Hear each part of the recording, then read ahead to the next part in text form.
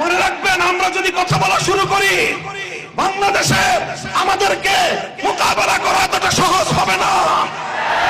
কারণ আমরা যতটা সহজে আল্লাহর দ্বীনের জন্য রক্ত দিতে পারি, আর কেউ এতটা সহজে রক্ত দিতে পারে না।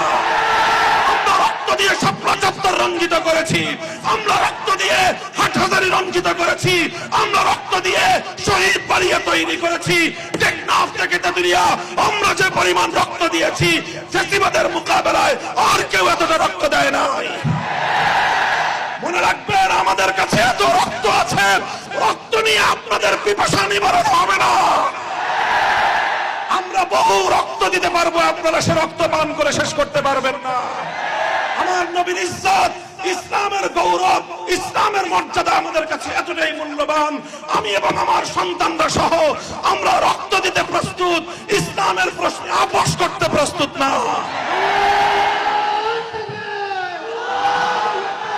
রাসূল সাল্লাল্লাহু আলাইহি ওয়াসাল্লাম যে অর্থ ব্যবস্থা বিশ্ব মানবতার কল্যাণে প্রবর্তন করেছিলেন, শুধু প্রবর্তন না, প্রতিষ্ঠিত করেছিলেন, তার অন্যতম মৌলিক দুটি নীতিমালা ছিল, কাইলা ইয়াকুনা দুলাতাম বাইনাল আগনিয়াই মিনকুম, সম্পদ যেন সমাজের কোন নির্দিষ্ট একটি শ্রেণীর হাতে কুক্ষিগত না হয়ে যায়। এটা ছিল রাসূল সাল্লাল্লাহু আলাইহি ওয়াসাল্লামের পূর্ণ অর্থ ব্যবস্থার মৌলিক একটি নীতিমালা। সম্পদ কোন একটা বিশেষ শ্রেণীর কাছে বৈধভাবেও কুক্ষিগত হতে পারবে না। অবৈধভাবে দুর্নীতির মাধ্যমে, ঘুষখোরি, সুদখোরির মাধ্যমে অথবা সম্পদ পাচারের মাধ্যমে, এর মাধ্যমে সম্পদ কুক্ষিগত করার তো প্রশ্নই আসে না। যে রাষ্ট্র ব্যবস্থায় আল্লাহ রাসূল সাল্লাল্লাহু আলাইহি ওয়াসাল্লাম প্রণীত অর্থ ব্যবস্থা কার্যকর হবে, সেই রাষ্ট্র ব্যবস্থার ধনী থেকে দরিদ্র পর্যন্ত প্রতিটি মানুষ যার যার নিত্য প্রয়োজন পূরণ করার প্রয়োজনীয় অর্থের সরবরাহ তার কাছ পর্যন্ত পৌঁছে যাবে অর্থ ব্যবস্থার স্বাভাবিক গতিতে। এমনকি আমরা জানি যে যাকাত প্রদান করা মানুষের, প্রত্যেকটি সম্পদশালী মানুষের জন্য ফরজ। আল্লাহ রাসূল সাল্লাল্লাহু আলাইহি ওয়াসাল্লামের সুস্পষ্ট ঘোষণা রয়েছে, তিরমিজি শরীফ সহ অনেকগুলো হাদিসের কিতাবের মধ্যে হাদিসটি বর্ণিত, যে নবীজি সাধারণ দরিদ্র মানুষের অর্থনৈতিক নিরাপত্তা নিশ্চিত করার জন্য যে একটি মূলনীতি ঘোষণা করেছেন, সেটি হলো যে ইন্না ফিল মালি লাহাক্কান সিওয়াজ যাকাত, দরিদ্র মানুষের প্রয়োজন পূরণ করার জন্য ধনীদের সকল সম্পদের মধ্যেই দরিদ্রদের অধিকার রয়েছে। দরিদ্র কোন মানুষ যদি তার জীবন মরণের সংকট দেখা দেয়, তার জীবন বাঁচানোর প্রশ্ন চলে আসে, তার সন্তানের জীবন বাঁচানোর প্রশ্ন চলে আসে, তাহলে ধনী শুধুমাত্র যাকাত দিয়ে ক্ষান্ত থাকতে পারবে না, বরং এলাকার ধনীদের সকল সম্পত্তিগুলো দরিদ্রদের জীবন বাঁচানো পরিমাণ প্রয়োজন পূরণ করার জন্য সকল সম্পদ প্রয়োজনে বাজেয়াপ্ত হয়ে সকল দরিদ্রের মধ্যে বণ্টিত হবে। ইসলাম প্রদত্ত এই অর্থ ব্যবস্থা, রাহমাতুল লিল আলামিন সাল্লাল্লাহু আলাইহি ওয়াসাল্লাম প্রণীত অর্থ বন্টনের এই নীতি যদি আজকের এই পৃথিবীতে বাস্তবায়িত হতো, তাহলে এই পৃথিবীর কোন জায়গায় একজন দরিদ্র মানুষও অনাহারে অর্থাহারে দিনাতিপাত করত না।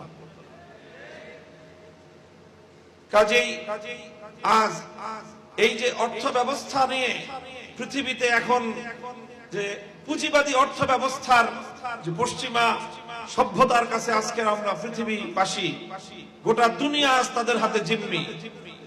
এজন্যই তারা সমাজ থেকে রাসূল সাল্লাল্লাহু আলাইহি ওয়াসাল্লামের আদর্শের কার্যকারিতাকে বিনষ্ট করতে চায়। এজন্যই, কারণ পশ্চিমা সমাজ ব্যবস্থার সকল অন্যায় এবং অবিচারের মূল হলো তাদের পুঁজিবাদ। সারা পৃথিবী থেকে অল্প কিছু মানুষের কাছে সম্পদ কুক্ষিগত করে রেখে সেই সম্পদ সীমাহীন ভাবে ভোগ বিলাসিতায় মত্ত হওয়াটাই পশ্চিমা সভ্যতার মূল কথা। এজন্যই তারা আল্লাহ রাসূল সাল্লাল্লাহু আলাইহি ওয়াসাল্লামের জীবন আদর্শকে ভয় পায়। এজন্যই তারা মুসলিম সমাজকে আল্লাহর নবীর জীবন চরিত্র থেকে দূরে সরিয়ে দিতে চায়। কারণ মুসলমানরা যদি সোচ্চার হয়ে ওঠে, আল্লাহর নবীর প্রণীত অর্থ ব্যবস্থা যদি এই পৃথিবীতে বাস্তবায়ন করার জন্য মুসলমানরা সোচ্চার হয়, তাহলে পুঁজিবাদ ধসে পড়বে। পুঁজিবাদীদের এই ভোগ বিলাসিতা ধসে পড়বে। পুঁজিবাদীদের দেশে আরেক দেশ থেকে সম্পদ লুটপাট করে বেগম পাড়া করবার কোনো সুযোগ থাকবে না।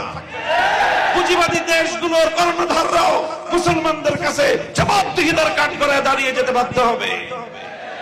এজন্যই তারা রাসূল সাল্লাল্লাহু আলাইহি ওয়াসাল্লামের সিরাতকে মুসলিম সমাজ থেকেও বিদায় করে দেওয়ার সব ধরনের আয়োজন করছে। এই পরিপ্রেক্ষিতে আমাদের ঐতিহাসিক দায়িত্ব এবং কর্তব্য এসে দাঁড়ায় যে আমরাও তারা যেটা চাচ্ছে তাদের প্রতি কোন ধরনের ভয় ভীতি আমাদের অন্তরের মধ্যে রাখা চলবে না। বিরোধী দল একটা ইস্যু নিয়ে আন্দোলন করতেছিল, কি ইস্যু?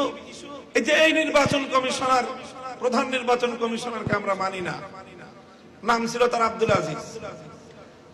আজিজ কমিশন মানি না মানি না মানি না। সরকার বলল ঠিক আছে আজিজ কমিশনার মানো না, তাহলে বদলায় দিই আমরা। বদলায় দিল আরেকটা প্রধান নির্বাচন কমিশনার, নাম হলো মাহফুজ। ও আসলো যখন বিরোধী দল দেখলো এটা তো আরো বড় তাদের জন্য সমস্যা। যখন সরকারে থাকে তখন বিরোধী দলকে বিরোধী মতের সংগ্রাম এবং আন্দোলনগুলোকে দমন করার জন্য এই ধরনের অপকৌশল অনেকেই আশ্রয় নেয়। যে প্রথম দেয় ছোট শয়তান, ছোট শয়তানের বিরুদ্ধে প্রতিবাদ করলে ঠিক আছে বদলায় দিলাম, বদলায় বসায় বড় শয়তানকে। ডক্টর ইউনূস সাহেব, অন্তর্বর্তীকালীন সরকার আমাদেরকে এত বোকা ভেবেন না। একটাই অনুরোধ করবো, এত বোকা ভাববেন না আমাদেরকে। আমরা এক শয়তানের বিরুদ্ধে আন্দোলন করলে 16 ছোট শয়তান বদলায় বড় শয়তান বসাবেন। আপনারা শিক্ষা ব্যবস্থায় ধর্ম রিলেটেড বিষয়গুলোকে সাব্যস্ত করার জন্য আপনাদের তত্ত্বাবধায়ক সরকারে একজন ধর্ম উপদেষ্টা আমাদের আলেম সমাজের থেকে প্রতিনিধিত্ব করতেছেন, ডক্টর আফম খালিদ সাহেব। বাংলাদেশের ইসলামপন্থীরা সকলে তার ব্যাপারে একমত, কারো তার ব্যাপারে দ্বিমত নাই।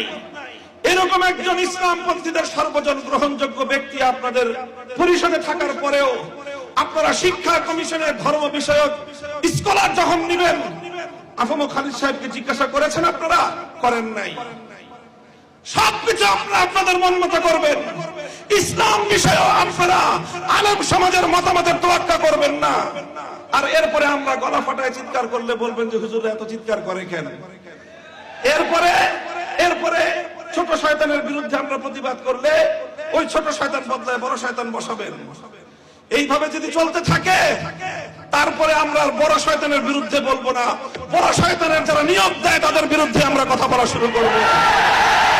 মনে রাখবেন, আমরা যদি কথা বলা শুরু করি বাংলাদেশে আমাদেরকে মোকাবেলা করা এতটা সহজ হবে না। কারণ আমরা যতটা সহজে আল্লাহর দ্বীনের জন্য রক্ত দিতে পারি আর কেউ এতটা সহজে রক্ত দিতে পারে না। আমরা রক্ত দিয়ে শাপলা চত্বর রঞ্জিত করেছি, আমরা রক্ত দিয়ে হাটহাজারী রঞ্জিত করেছি, আমরা রক্ত দিয়ে শহীদ বাড়িয়ে তৈরি করেছি। টেকনাফ থেকে তেতুলিয়া আমরা যে পরিমাণ রক্ত দিয়েছি ফ্যাসিবাদের মোকাবেলায় আর কেউ এতটা রক্ত দেয় নাই।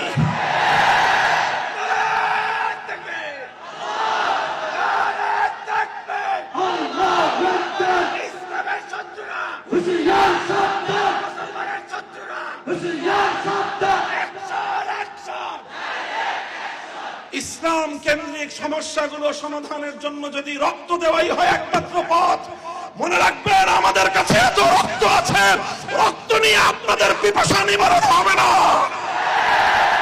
আমরা বহু রক্ত দিতে পারবো, আপনারা সে রক্ত পান করে শেষ করতে পারবেন না।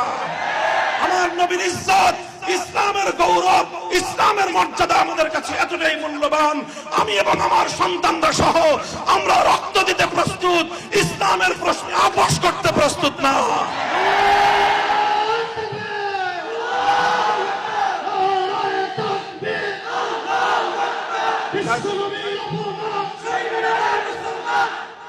আমাদের খুব বিনীত অনুরোধ থাকবে, নিবেদন থাকবে, শিক্ষা ব্যবস্থা হোক, আইন সংস্কারের ক্ষেত্রে হোক, বিশেষ করে এই দুটো জায়গার কথা আমি উল্লেখ করলাম। শিক্ষা কমিশন এবং আইন সংস্কার কমিশন, আপনারা যাই করবেন ইসলামের নামে ইসলামিক স্কলার হিসেবে একজন ব্যক্তিকে আপনারা সেখানে সিলেক্ট করবেন যে লোকটা নবীর হাদিস অস্বীকারী, এই ধরনের তামাশা আমাদের সাথে করবেন? আপনারা কি মনে করতেছেন যে এই তামাশা করে আমাদেরকে আপনারা লাজবাব করে দিবেন? মনে রেখেন, আমাদের পিঠ যদি দেয়ালে ঠেকে যায়, তখন আমরা যে প্রতিক্রিয়া দেখাবো, ওই প্রতিক্রিয়া সামাল দেওয়ার শক্তি না বাংলাদেশের আছে, না ভারতের আছে, না আমেরিকার আছে। কারণ আমরা জীবন মৃত্যুর পরোয়া করি না যখন আমার নবীর ইজ্জত এবং আমার নবীর আনিত দ্বীন ইসলামের স্বার্থের প্রশ্ন এসে দাঁড়ায়। আবার আপনাদেরকে খুব শান্ত নম্র ভাষায় পরামর্শ দিচ্ছি, ধর্ম রিলেটেড যে কোনো সমস্যাগুলোর সমাধান আপনাদের মন মতো করলে হবে না। আপনাদের মাঝে আমাদের প্রতিনিধি আফম খালিদ হোসেন সাহেব আছেন, ওনার কাছ থেকে প্রত্যেকটি ধর্মীয় বিষয়ে পরামর্শ নিয়ে আলেম সমাজ রয়েছে, হেফাজতে ইসলাম রয়েছে, অন্যান্য ইসলামিক মহলগুলো রয়েছে, তাদের কাছ থেকে জিজ্ঞাসা করেন। আহলে হাদিসরা আছেন, এদেশে সুন্নিরা আছেন, দেওবন্দিরা আছেন, আমরা সকলেই ইসলামের মৌলিক প্রশ্নে কিন্তু একমত। এই অজুহাত দেখাতে পারবেন না যে হুজুর রেতে 14 রকম কথা বলে। হাদিস ইনকারের বিষয়ে আমাদের সকলের বক্তব্য এক। আপনারা যে আইনগুলো সংস্কার করেছেন, সেই আইনগুলো সংস্কারের প্রস্তাবনার বিরুদ্ধে সমস্ত হুজুররা একমত। কাজেই খুব বিনীত অনুরোধ করে বলতেছি, আমরা অনেক দিন ধরে আন্দোলন করে জেল খেটে রক্ত দিয়ে ক্লান্ত, আমাদেরকে খুব তাড়াতাড়ি আবার মাঠে নামতে বাধ্য করেন না। আপনারাও ভালো থাকেন, আমাদেরকেও কিছুদিন বিশ্রাম নিতে দেন। যদি আমাদেরকে বিশ্রাম দিতে আপনাদের খুব খারাপ লাগে, তাহলে ইনশাআল্লাহ শাপলা চত্বরে আমি আপনাদেরকে দাওয়াত দিয়ে রাখবো।